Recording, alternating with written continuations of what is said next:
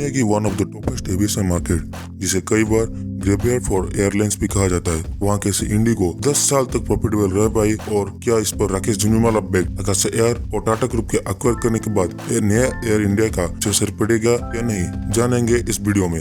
सारी जानकारी के लिए वीडियो को एंड तक जरूर देखिए और चैनल को सब्सक्राइब करना मत भूलिए। तो चलिए फिर शुरू करते हैं।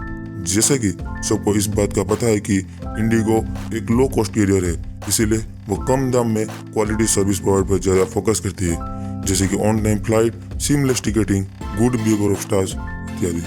तो फिर इंडिगो पैसे कैसे बचाता है, इस बात को जानने के लिए हमें इंडिगो की शुरुआती दिनों में जाना पड़ेगा। राकेश गंगरवाल, जो यूएस एयरवेज और यूनाइटेड एयरलाइंस में काम कर चुके थे, राहुल भेटिया के साथ मिलकर इंटरग्रुप एविएशन की शुरुआत की 2004 में और फिर 2005 में उन्होंने 100 एयरबस A320 का ऑर्डर प्लेस करके पूरा मार्केट को चौंका दिया था, क्योंकि उस समय तक उनका एक भी फ्लाइट ऑपरेशनल नहीं था और इतना बड़ा ऑर्डर कोई मामूली बात नहीं है। और फिर 2006 में उन्होंने अपना पहला उड़ान भरी और फिर से 2011 में उन्होंने 180 A320 का ऑर्डर प्लेस किया और फिर से पूरा मार्केट को चौंका दिया।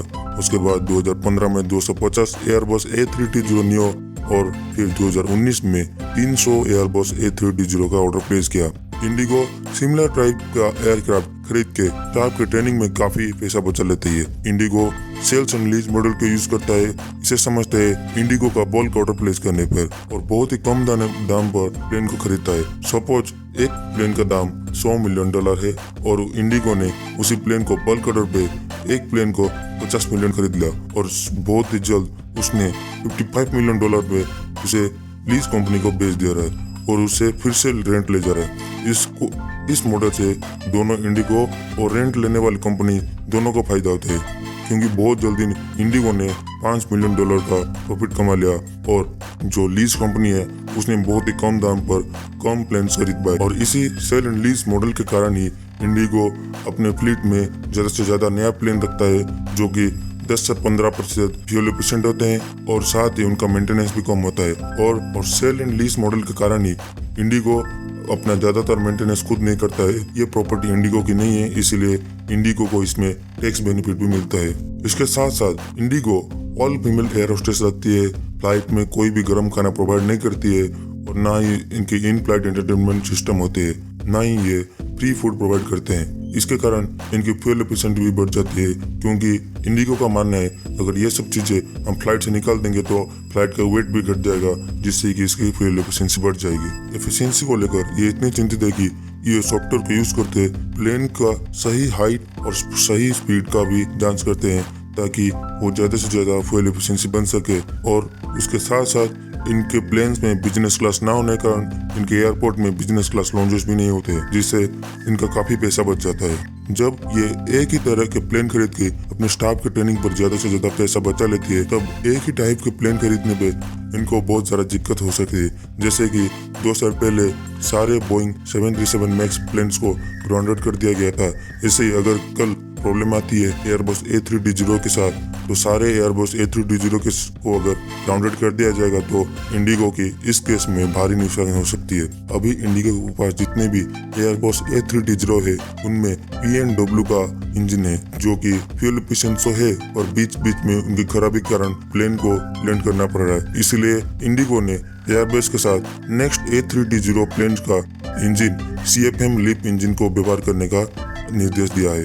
इंडिगो ने अपने एम्प्लॉय को इस तरह ट्रेन किया है कि वो 6 मिनट के अंदर ही पैसेंजर को उतार के प्लेन को साफ सफाई करके और 30 मिनट के अंदर की प्लेन को दोबारा हवा में ले जाने की क्षमता रखते हैं। और औसतन इनके हर प्लेन 12 घंटे तक एक ही दिन में हवा में उठता है और इनके नए कार्गो बिजनेस भी बड़े अच्छे से अभी रिटर्न कमा के दे रहे हैं। 2009 से 2019 तक लगातार प्रॉफिट में रहने के बाद कोविड-19 की वजह से लास्ट क्वार्टर इंडिगो ने 1062 करोड़ का लॉस रिपोर्ट किया है। बाकी प्लेयर्स जैसे जेट एयरवेज, किंगफिशर इसीलिए फैले हुए क्योंकि वो ज्यादा सर्विस प्रोवाइड कर रहे थे ज्यादा चार्ज करके, जो कि इंडियन कस्टमर को नहीं चाहिए था।